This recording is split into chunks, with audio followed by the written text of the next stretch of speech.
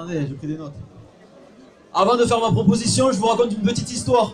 Moi, je suis tourneur-fraiseur dans une usine aéronautique, qui est une usine de merde, avec des salaires de merde. On était traités comme des chiens, où, depuis 40 ans, t'avais eu aucune lutte, aucun acquis, et au bout d'un moment, on en a eu marre. C'était la peur qui régnait dans l'usine. Au bout d'un moment, on en a eu marre. On n'est que des jeunes comme ça dans cette usine. On a commencé à relever la tête. On s'est organisé en assemblée générale comme ici. On a commencé à menacer de grève. On a commencé à parler des gilets jaunes.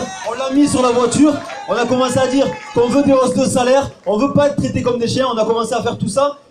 Et avec le truc des gilets jaunes, ça fait un cocktail. Ils sont terrorisés de la grève. Et alors qu'ils n'avaient jamais rien lâché, ils ont lâché 10% d'augmentation de salaire, du salaire brut.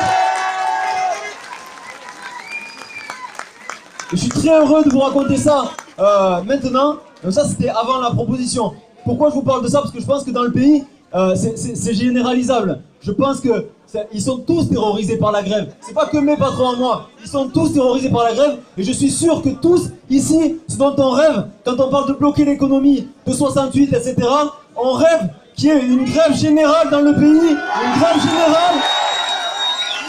Un jour, on bloque toute la production, toute la circulation. Il y a des points de blocage, de ronds-points devant les usines. Et dans les bois, dans les usines, on fait la grève générale. Qu'est-ce qui nous a empêché de faire ça pour l'instant? Pourtant, nous, on a fait une section syndicale dans ma boîte pour se défendre. Mais qu'est-ce qui nous a empêché? C'est les directions syndicales qui se sont réveillées à l'acte 5 pour dire on va faire peut-être une petite convergence, que signer des communiqués intersyndicales de merde. Nous, les petits syndicalistes d'en bas, on s'est battus contre la tête de nos syndicats. Je vous invite tous à le faire dans vos boîtes, à vous défendre. On peut le faire.